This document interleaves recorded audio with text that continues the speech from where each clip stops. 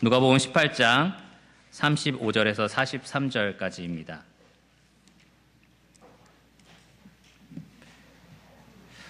만일 여러분들이 앞을 보지 못한다면 얼마나 삶이 불편하고 힘들어질지 상상해 본 적이 있으십니까? 만약에 내가 앞을 전혀 보지 못한다면 얼마나 삶이 힘들어질까? 지금 잠깐 체험하도록 우리가 다 같이 한번 눈을 감아 보겠습니다. 한번 눈을 감아 보십시오. 뜨고 계신 분이 있는데 눈을 감아 보시기 바랍니다. 자, 이제 말씀이 끝났다라고 한번 생각을 해보시고 일어나서 식사하러 아래층으로 내려가는 상상을 눈을 감고 해보시기를 바랍니다.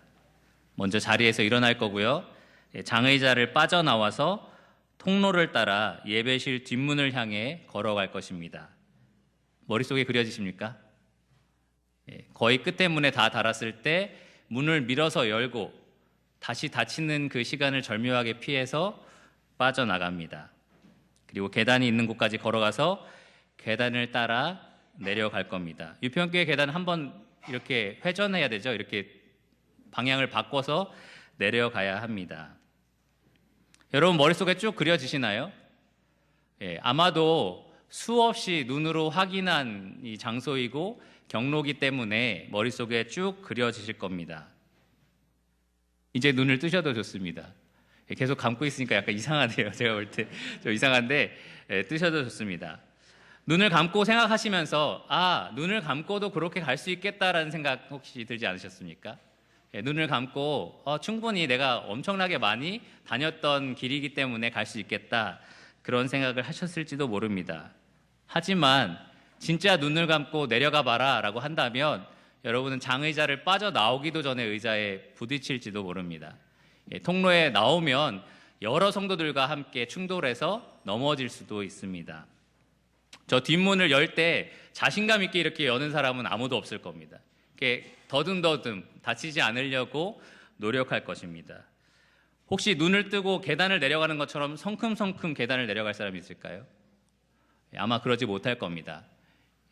계단 이 난간을 찾기 위해서 많은 노력을 할 것입니다. 만약에 우리가 볼 수 없다면 우리가 누리는 수많은 편리한 것들을 잃어버리게 될 것입니다. 불편해지고 힘들어지고 모든 것이 위험해질 것입니다. 더 절망적인 것은 만일 그 볼 수 없는 상태가 계속해서 지속된다면 우리가 살아있는 동안은 그 상태를 벗어날 수 없다면 특별히 현대의학으로도 완전히 실명된 눈을 되살리는 것이 거의 불가능하다라고 합니다. 그래서 만일 우리가 그런 상태에 있다면 이렇게 평생을 살아야겠구나라는 절망감으로 살아가게 될 것입니다. 그런 불편과 고통을 평생 감수하며 살게 될 것입니다. 오늘 이 누가복음 본문에서 우리는 그러한 맹인 한 사람을 만납니다. 그가 언제부터 볼 수 없게 되었는지 우리는 잘 알 수 없지만 지금보다 의학이나 그러한 시설이 잘 갖춰지지 않은 지금보다 훨씬 형편 없었을 시대에 아무것도 볼 수 없는 맹인으로 살아간다는 것 정말로 쉽지 않은 일이었을 겁니다. 얼마나 불편하고 힘든 삶이었을지 우리가 충분히 상상해 볼 수 있습니다. 다시 본다라는 것, 내가 눈을 떠서 다시 무언가를 본다라는 게 이 사람에게 있어서는 평생 소원이었을 겁니다. 하지만 그 소원이 절대로 이루어질 수 없다라는 것을 알기 때문에 절망감을 가지고 이 맹인은 살고 있었습니다. 그런 맹인에게 오늘 이 본문에서 보게 하시는 주 예수 그리스도께서 찾아오셨습니다. 오늘은 이 누가복음 말씀을 통해서 우리 모두를 찾아오신 보게 하시는 주 예수 그리스도를 우리가 바로 보고 찬송하는 시간이 되기를 원합니다. 먼저 본문을 읽도록 하겠습니다. 35절부터 43절까지입니다. 여리고에 가까이 가셨을 때에 한 맹인이 길가에 앉아 구걸하다가 무리가 지나감을 듣고 이 무슨 일이냐고 물은데 그들이 나사렛 예수께서 지나가신다 하니 맹인이 외쳐 이르되 다윗의 자손 예수여 나를 불쌍히 여기소서 하거늘 앞서가는 자들이 그를 꾸짖어 잠잠하라 하되 그가 더욱 크게 소리질러 다윗의 자손이여 나를 불쌍히 여기소서 하는지라. 예수께서 머물러 서서 명하여 데려오라 하셨더니 그가 가까이 오매 물어 이르시되 내게 무엇을 하여 주기를 원하느냐? 이르되 주여 보기를 원하나이다. 예수께서 그에게 이르시되 보라 내 믿음이 너를 구원하였느니라 하시매 곧 보게 되어 하나님께 영광을 돌리며 예수를 따르니 백성이 다 이를 보고 하나님을 찬양하니라. 이 본문에 기록된 사건이 일어난 때는 예수님이 여리고에 가까이 가셨을 때입니다. 이 누가는 여러 지명 얘기를 거의 하지 않다가 이 18장 35절에 와서 여리고라는 특별한 지명을 언급합니다. 이 여리고라는 말을 했다라는 말은 예수님이 예루살렘이 거의 다 오셨다라는 의미입니다. 지금 갈릴리를 떠나서 예루살렘을 향하여 제자들과 함께 가고 계시는 중이었는데요. 이제 거의 예루살렘에 다 달았습니다. 여리고는 예루살렘으로 이어지는 행로의 마지막 기착지입니다. 거기서 예루살렘까지 가는 길은 이 고도가 높아지는 험한 길을 따라서 약 32km를 가야 했습니다. 이 갈릴리에서 예루살렘으로 오는 거의 대부분의 유대인 순례자들은 이 길을 통과해야 했습니다. 지금 6월절이 거의 가까이 왔기 때문에 아마도 수만 명의 유대인 순례자들이 이 길을 통과해서 예루살렘으로 가고 있을 것입니다. 만일 이 맹인처럼 구걸해서 먹어야 살 수 있는 사람이라면 이 장소만큼 적합한 장소가 없습니다. 수많은 사람들이 항상 지나다니는 그 장소에서 간절하게 구걸을 하면 그 많은 사람 중에 적어도 몇 사람은 그에게 자비를 베풀 수 있기 때문입니다. 몇 가지 우리가 정리해야 될 문제들이 있는데요. 이 사건을 마태와 마가도 동일하게 기록을 했습니다. 그런데 마태와 마가는 이 사건을 기록하면서 예수님이 여리고에서 나가실 때라고 기록을 했습니다. 근데 여러분 누가복음은 35절에 보시면 여리고에 가까이 가셨을 때 이렇게 말을 합니다. 어떻게 이해해야 될까요? 예수님은 나가실 때 이 맹인을 만난 걸까요? 아니면 가까이 여리고에 오셨을 때 맹인을 만난 걸까요? 어떤 분들은 그게 무슨 상관인가? 라고 생각하시는 분도 계실 텐데요. 사실 이 문제의 해결은 간단합니다. 두 개의 여리고가 있었기 때문입니다. 구약시대의 여리고 기억나십니까? 여호수아와 이스라엘 백성들이 침략해서 완전히 무너뜨린, 그래서 지금은 흙더미 속에 묻혀있는 옛 여리고가 있었습니다. 그리고 또 하나의 여리고는 신약시대의 여리고인데요. 헤롯 대왕이 이 팔레스타인 통치 기간에 재건한 새로운 도시 여리고입니다.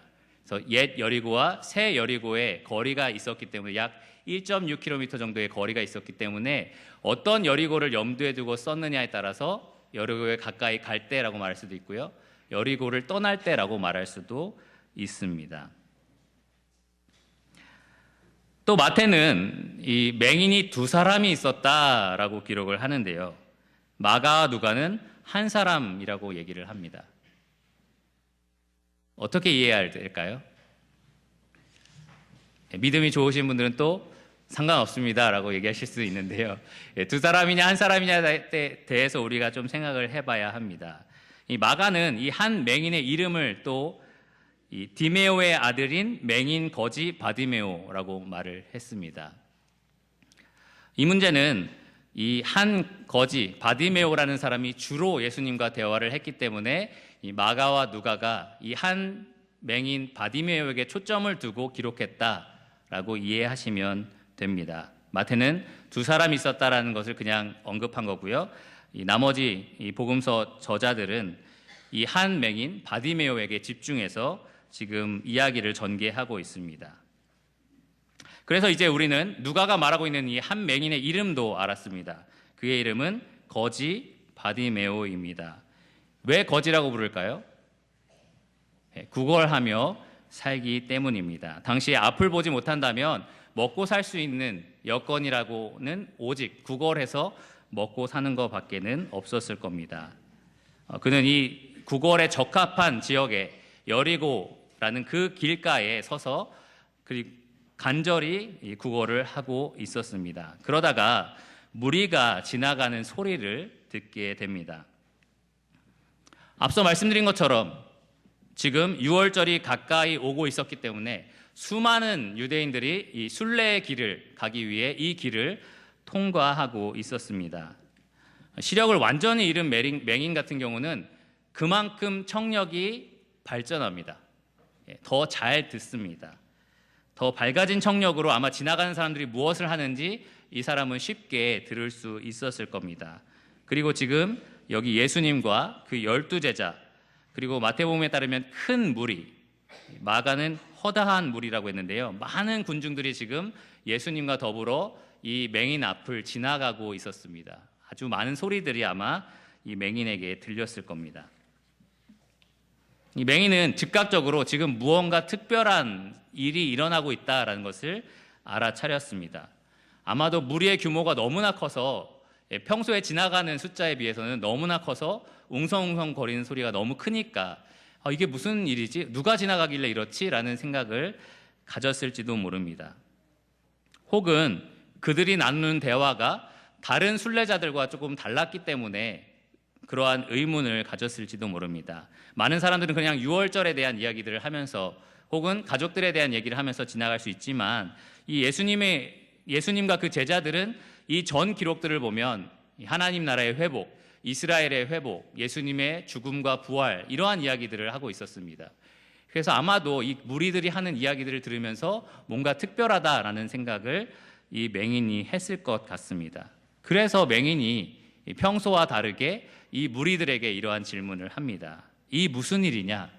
지금 무슨 일이 일어나는 겁니까? 지금 어떤 무리가 지나가고 있는 겁니까? 라고 묻는 것입니다. 이 질문을 받은 사람들은 이렇게 대답을 했습니다. 나사렛 예수께서 지나가신다. 지금 오늘날 우리들이 듣기에는 나사렛 예수? 그러면 구원자 예수, 우리를 위해서 죽으시고 부활하신 예수님이다 라고 바로 이해를 하실 텐데요. 이 당시에 나사렛 예수라는 이름 자체가 그렇게 특별한 이름은 아니었습니다. 먼저 이 나사렛이라는 동네가 그렇게 특별한 동네가 아니었습니다. 단지 예수님이 자라난 고향 이름이 이 나사렛이었습니다. 별 볼 일 없는 아주 조그마한 동네였기 때문에 나다나엘은 나사렛에서 무슨 선한 것이 날 수 있느냐라고 물었습니다. 정말 뭔가 대단한 게 나오지 않는 그러한 동네였습니다. 마치 우리나라에서 왜 장충동 떡볶이 이러면 뭔가 대단한 것 같잖아요. 무슨 마포 뭐뭐 이러면은 뭔가 의미가 있고 유명한가 보다라고 할 텐데 이러면 어떻습니까? 외동천 떡볶이 뭔가 유명할까요? 제가 사는 동네를 비하하는 것 같아서 좀 그런데 외동천 뭐뭐뭐라고 하면은 그게 뭔데 아마 여러분 얘기를 하실 겁니다. 그렇게 대단하지 않은 거죠. 그 지명 자체가. 그래서 나사렛 예수라는 이름이 이 맹인에게 그렇게까지 대단한 의미가 되었을까? 그렇지 않았을 겁니다. 위대한 선지자 예수다, 혹은 뛰어난 랍비 예수가 지나간다, 혹은 능력의 치유자인 예수가 지나간다, 이런 식으로 이 맹인에게 거창하게 들리지 않았을 겁니다. 그냥 나사렛 예수가 지나간다라는 이야기를 들은 겁니다. 이 나사렛 예수가 그런 위대한 메시아 예수다라는 것을 알아차린 경우는 사실 오늘 본문 이전에 누가복음에서는 4장에 한 번 나옵니다. 이 4장에는 이 나사렛 예수가 누구십니다라고 고백하는 한 사람이 나오는데요. 바로 가버나움 회당에 있던 귀신 들린 사람이었습니다. 그는 예수님께 이렇게 말을 했습니다. 아, 나사렛 예수여, 우리가 당신과 무슨 상관이 있나이까? 우리를 멸하러 왔나이까? 나는 당신이 누구인 줄 아노니 하나님의 거룩한 자니이다. 이 가버나움에 귀신 들린 한 사람이 이 나사렛 예수가 진짜 누구다라는 것을 알아차린 그러한 고백입니다.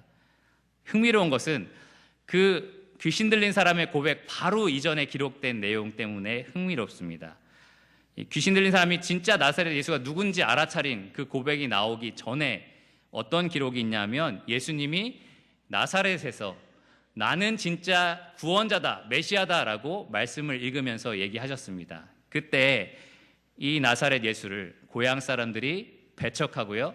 그리고 낭떠러지로 끌고 가서 떨어뜨려 죽이려고 했습니다. 나사렛 예수가 진짜 누군지 밝히셨을 때 그들은 그것을 보지 못하고 받아들이지 않은 것입니다.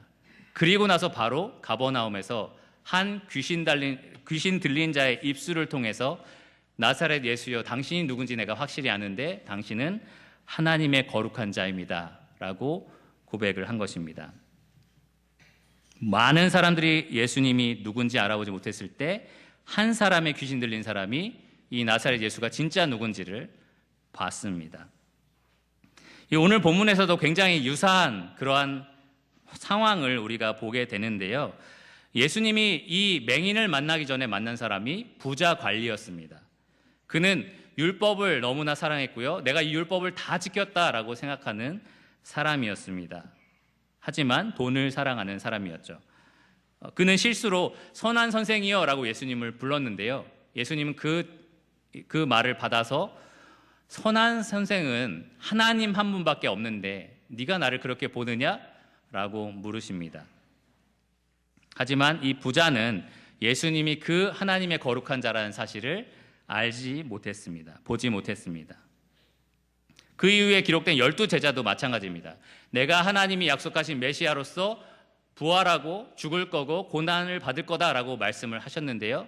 제자들은 왜 우리가 기대하는 메시아가 그런 일을 당해야 하는지 전혀 이해하지 못했습니다. 보지 못했던 겁니다. 그리고 나서 이 여리고라는 곳에서 만난 육신의 눈이 보이지 않는 이 맹인이 나사렛 예수를 만났고요. 나사렛 예수가 지나가신다라는 말을 듣게 되었습니다. 그리고 그가 보인 반응은 참으로 놀랍습니다. 육신의 눈이 멀쩡했던 부자 관리와 이 제자들과 확연히 다른 반응을 보입니다. 그의 반응은 38절에서 39절에 나오는데요. 맹인은 나사렛 예수가 지나가신다라는 말을 듣자마자 이렇게 반응을 했습니다. 그는 38절에 이렇게 외쳤습니다. 다윗의 자손 예수여, 나를 불쌍히 여기소서. 그가 그 허다한 무리가 방해가 될 정도로 소리를 질렀던 것 같습니다. 그러니까 그 앞에 가던 사람들이 맹인을 꾸짖어서 잠잠해라, 조용히 해라, 방해하지 마라 라고 제재를 가합니다. 우리 같으면 주눅 들어서 조용히 해야겠다라고 생각할 수도 있을 텐데요. 이 맹인은 오히려 더 크게 소리를 질렀습니다. 이 스윈돌이라는 목사님은 이 맹인이 소리 지르는 이 장면에 대해서 정신 이상자 혹은 간질병자 또는 그들 안에 있는 악령이 알아들을 수 없는 말을 큰 소리로 외치면서 격렬히 항의하고 외치며 비명을 지르는 것처럼 외친다라고 이야기를 합니다. 그러한 표현입니다. 그만큼 본능적으로 큰 소리로 격정적으로 지금 외치고 있습니다.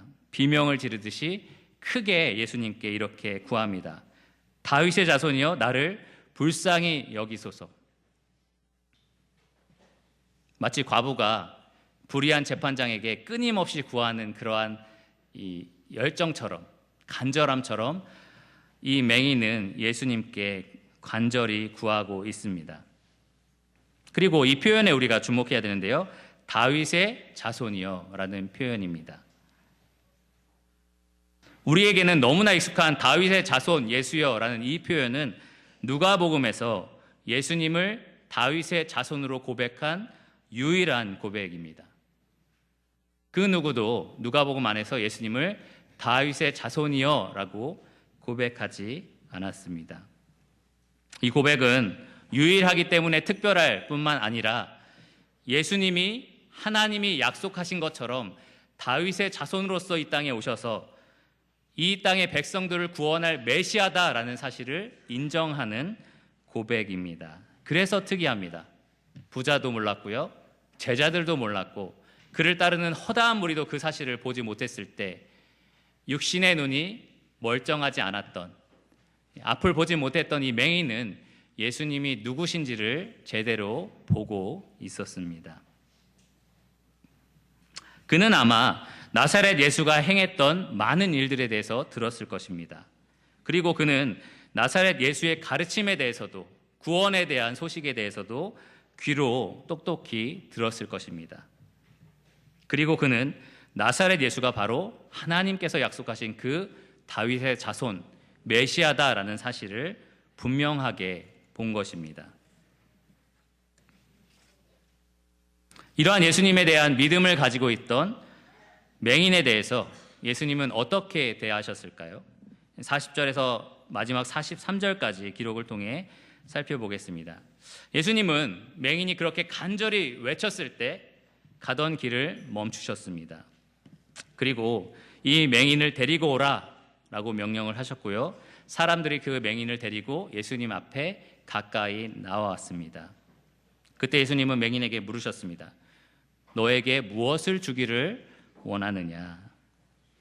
여러분이 맹인이라면 무엇을 요구하시겠습니까? 여러분이 원하는 단 한 가지를 구하지 않겠습니까? 주님, 보기를 원합니다. 제가 눈을 떠서 사물을 바라보고 정말 은혜를 입기를 원합니다라고 구하지 않겠습니까? 그래서 이 맹인은 그렇게 구했습니다.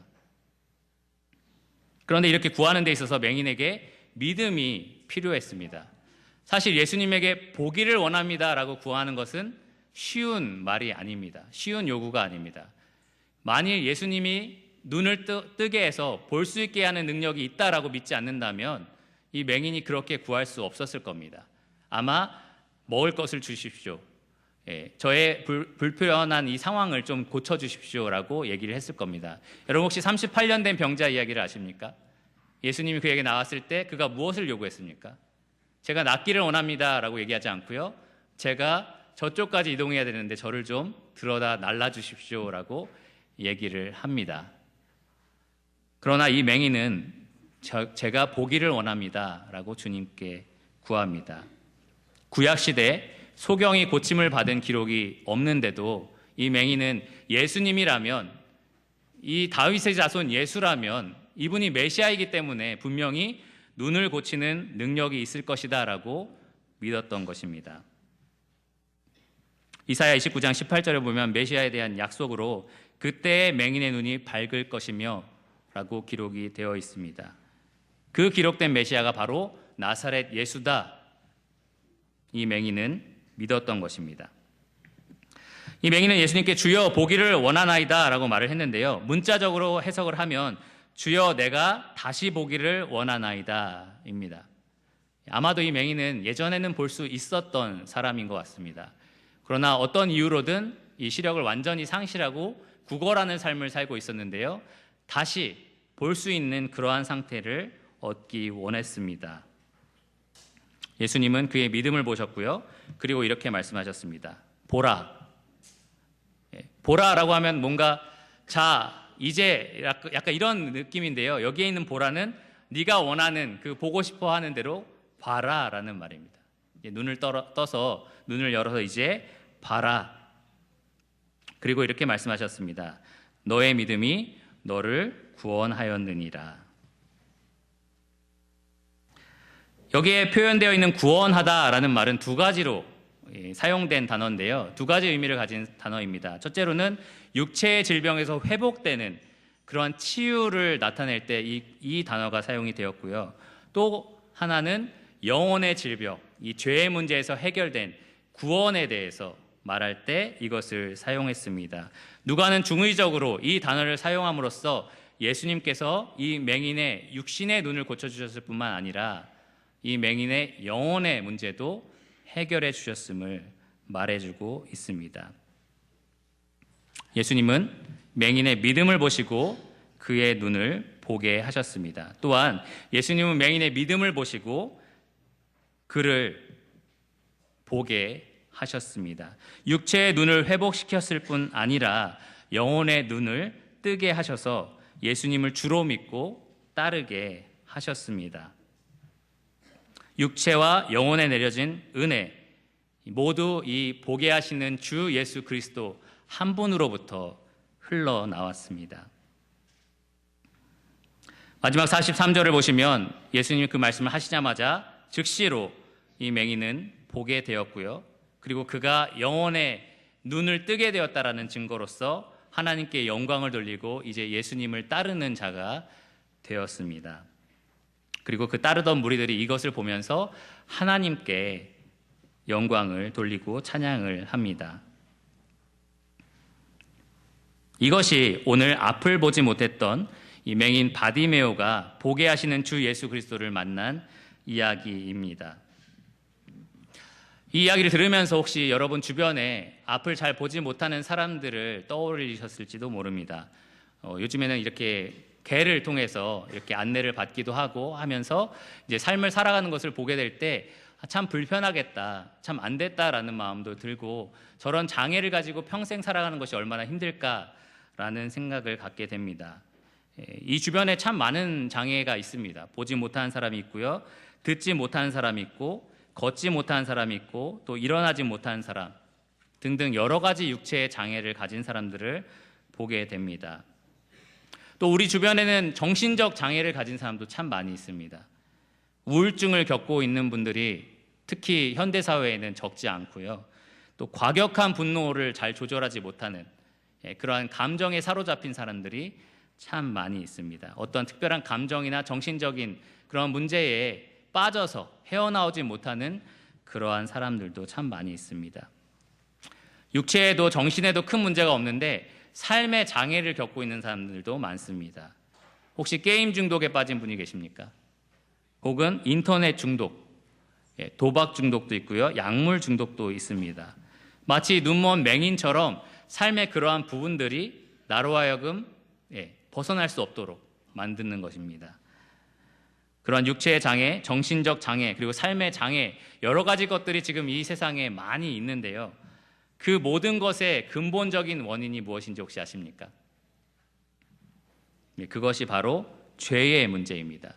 죄가 들어와서 죽음이 들어왔고요, 죄가 들어와서 질병이 들어왔고요, 죄가 들어와서 마음의 문제가 생겼고요, 죄가 들어와서 관계의 문제가 생겼고, 죄가 우리를 통제하고 절제하지 못하도록 방해합니다.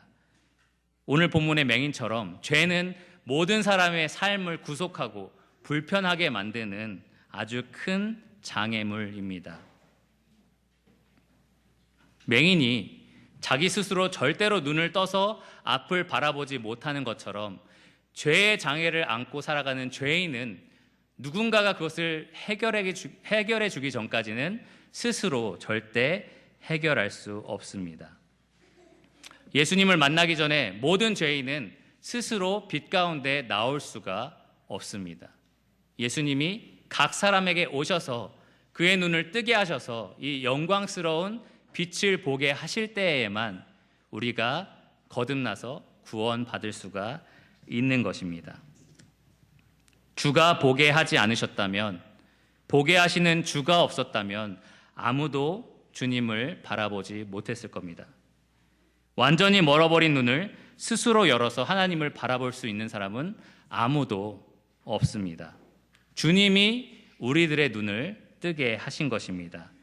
그래서 이 맹인처럼 우리는 눈이 떠졌을 때 정말 마음에서 솟아나는 기쁨과 즐거움으로 하나님을 찬양하고 예수님을 기쁨으로 따를 수 있습니다. 오직 그분만이 나의 불쌍한 상황에서 나를 건져내실 수 있는, 맹인인 나를, 죄의 눈먼 나를 눈뜨게 하시는 유일한 보게 하시는 주이시기 때문입니다. 오늘 침례에 13분이 참석하게 되실 텐데요. 여러분 어떻게 구원받으셨습니까? 우리가 간증을 들어봤지만 주님께서 그들의 마음에 역사하셨기 때문에 구원받는 것입니다. 오직 주님께서 그들의 눈을 뜨게 하셔서 하나님의 영광을 보게 하셨기 때문에 구원을 받은 것입니다. 여러분이 하신 것이 아닙니다. 여러분의 친구가 한 것이 아닙니다. 제가 한 것도 아니고요, 어떤 사람들이 한 것이 아닙니다. 우리들을 통하여 하나님이 여러분의 눈을 뜨게 하신 것입니다. 하나님이 예수 그리스도의 얼굴에 있는 하나님의 영광을 아는 빛을 비춰주셨기 때문에 맹인인 우리가 어두움 가운데서 눈을 뜨고 영광의 하나님을 보게 된 것입니다. 오늘 이 시간 저는 아직까지 그 영광의 빛을 보지 못하시는 분들께 간절히 구합니다. 이 보게 하시는 주 예수께 나아오시기 바랍니다. 이 맹인처럼 다른 사람 생각에 신경 쓰지 마시고요, 체면 신경 쓰지 마시고 내 생각 내려놓고 내가 지금 볼 수 없다라는 상태를 기억하시고 간절히 부르짖으시기 바랍니다. 다윗의 자손 예수여, 내가 당신이 구세주인 것을 믿습니다. 나를 불쌍히 여기소서라고 간절히 구하시기를 바랍니다. 그렇다면 예수님은 이 맹인처럼 여러분 앞에 나타나셔서 보라, 너의 믿음이 너를 구원하였느니라 라고 말씀하실 것입니다. 그리스도의 은혜로 이제 영적인 눈을 떠서 그리스도를 따르는 사람들이 된 우리는 이 말씀을 통해서 무엇을 배울 수 있을까요? 여러분, 아까 잠깐 눈을 감았는데 그렇게 하루를 산다면 얼마나 불편하겠습니까? 굉장히 힘들겠죠. 그렇게 하루를 그냥 한번 살아봐라 한 뒤에 이제 눈 뜨고 사십시오라고 하면 감사의 제목이 많이 넘칠 것 같지 않으십니까? 하나님, 보게 하신 것에 감사합니다. 이렇게 물을 먹을 수 있게 하신 게 감사합니다. 애찬을 할 수 있게 하셔서 감사합니다. 내가 사랑한 사람을 볼 수 있게 하여 주시며 감사를 드립니다. 아마 감사의 제목이 넘치고 넘칠 것입니다. 우리의 육신의 눈이 맹인이었다가 떠지는 것만 해도 그만큼 감사가 넘친다면 영원히 볼 수 없었던, 죄로 인해서 영원한 하나님을 만날 수 없었고 바라보지 못했던 우리가 이 예수 그리스도의 보혈로 말미암아 그 영생의 하나님을 볼 수 있게 되었다. 그것도 영원한 축복을 누리게 되었다라는 것, 그것에 우리가 감사해야 하지 않겠습니까? 날마다 감사하고 항상 기뻐해야 합니다. 우리가 그러한 자들이 되기를 원합니다. 마지막으로 바울이 이렇게 기도했던 것처럼 우리 모두가 기도하기를 원합니다. 에베소서 1장 18절과 19절인데요. 너희 마음의 눈을 밝히사 그의 부르심의 소망이 무엇이며 성도 안에서 그 기업의 영광의 풍성함이 무엇이며 그의 힘의 위력으로 역사하심을 따라 믿는 우리에게 베푸신 능력의 지극히 크심이 어떠한 것을 너희로 알게 하시기를 구하노라. 이 보게 하시는 주 예수 그리스도를 통하여 이 영광스러운 기업을 이미 소유하고 계시는 우리들, 여러분들, 저를 포함해서 이 바울의 기도처럼 정말 이 사실을 늘 기억하며 우리가 바라보고 있는 것이 얼마나 영광스러운 것인지 늘 잊지 않기를 원합니다. 그래서 여러분이 먹든지 마시든지 무엇을 하든지 우리를 눈 떠서 보게 하신 예수 그리스도께 찬양과 감사를 돌려드리기 원합니다. 기도하고 말씀을 마치겠습니다.